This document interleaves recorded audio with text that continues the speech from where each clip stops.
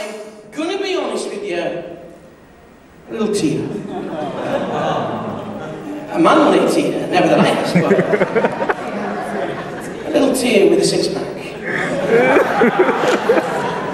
Running down my face in a very manly fashion. Any other tear challenged it would mash its face. It was a manly tear, but a tear nevertheless. And it was at that time I honestly began to get really fearful. If you've ever been in that kind of, honestly, it's a really vulnerable, scary place to be in the middle of the English Channel, miles from land, and beginning to think, how on earth am I actually going to get back? And then I thought to myself, Mark, you're a Christian man. Pull yourself together. Pray. Dear God, help. The prayer did not work, so I went back to the tears, to be honest with you. Why am I telling that story? A number of things happened. I was in a place where, honestly, I was fearful. Now you put yourself, use that as an analogy, as an illustration. You put yourself into a place where, in a sense, you've paddled out into a situation in life and you cannot see the way back. You're scared, you're terrified. You can use that, can't you, as a parallel for wherever you are in your life. This is what happened. Emma said to a guy, can you swim? He said yes. She said, can you swim out there? He began to swim out like this. And I'm thinking, what's that? That's a Sunday afternoon swim, isn't it? I want a bit of a life-saving swim, to be honest. I don't want that. I want a full, focused, athletic swim. He came up to me, he said, what's wrong? There's no word of a lie. I said to him, I think my battery's flat, you're going to jump in. He said, what's wrong? What's wrong? I mean, you know, have a little think here. Here am I, in a boat, in the sea. Let's have a look at the evidence. What might possibly be wrong? Have a stab in the bottle, have a stab in the dark bottle, have a little thing. What might possibly be wrong? I said, I'm not being funny, mate, it's a stupid question. I can't get back, that's what's wrong.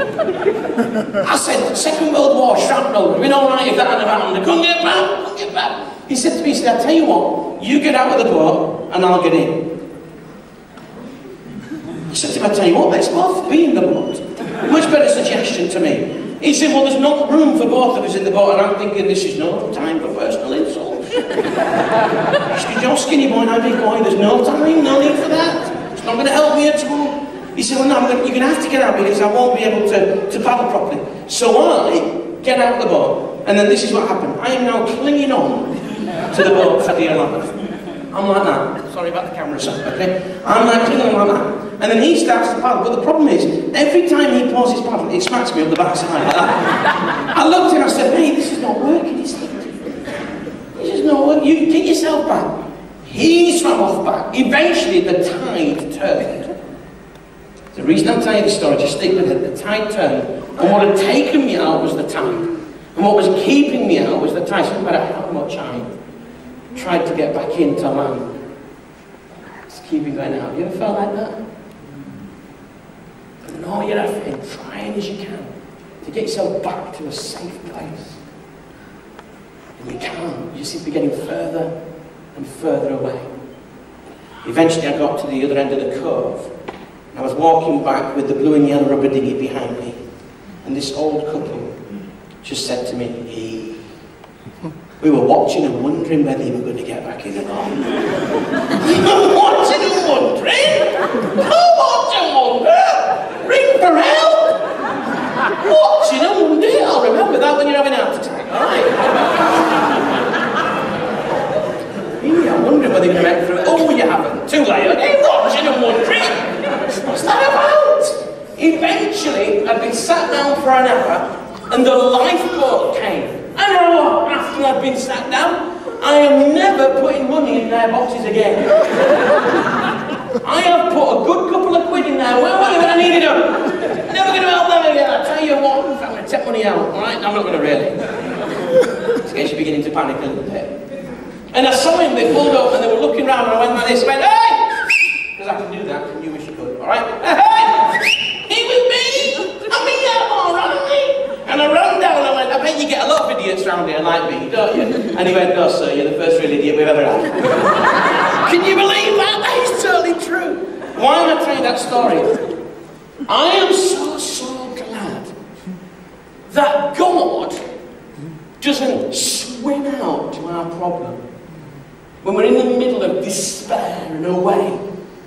I'm so glad that God doesn't swim out and go, a bit too much for me to handle.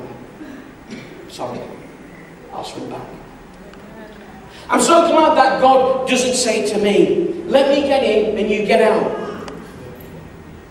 I'm so glad God doesn't do that. I'm so glad that God doesn't, when I finally come through the situation, gone like this, I was wondering how you were going to do. You know, me and Jesus and the Holy Spirit, we were just saying, you didn't do nothing. I mean, me and Jesus, we have a disagreement. He thought you would, and he thought you wouldn't. And the Holy Spirit, he didn't have a clue at all, to be honest with you. We were just watching and wondering whether it was enough. Would he be alright? We didn't know. I am so glad that I don't serve a God like that. I'm so glad that I don't serve a God that turns up an hour after I've sorted it out and then insults me. Hey God, I bet you, am I your first ring? No, yes, you are the first ring of the year. I'm so glad that God doesn't do that. To me, this is why we don't need to fear God. You see, God, if I can follow the analogy through, when he swims out to us, he knows exactly what he's swimming out to. Because he doesn't just know the future, he holds the future. And those sentences, those lovely, lovely sentences from the Bible, folks, they're reality. God knows all the stuff we're going to do before we've done it. And that's why nothing's too big for him. Because he holds it. That makes him a pretty powerful God. So he doesn't swim out and say it's too big for me. He doesn't watch and wonder, although we cause him to watch and wonder so often. What I mean by that is we cause him to stay at a distance. Of course, God never wonders what's going to happen. But you would just let me follow me through with the analogy. We cause God. Because the way we live our lives without, in that little sentence I introduced you to at the beginning, the wrong things we do have separated us. They cause God to watch from a distance. Oh, God's heart bleeds. I want to watch from a distance. You want to get involved. And the great thing is, God doesn't turn up when it's all over. He's there with you through it. One of my favourite sentences in the Bible, God speaking, simply says this about God. Just at the right time, Christ died for us.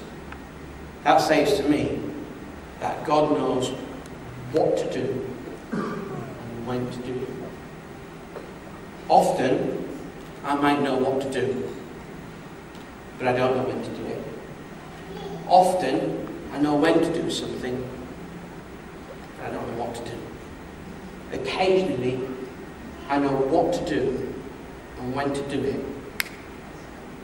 And what a change. What a difference. Would be good to know what the future holds, I suppose. But it'd be better to know who holds the future. Fear. Don't be fearful of God. He wants to be a part of your life.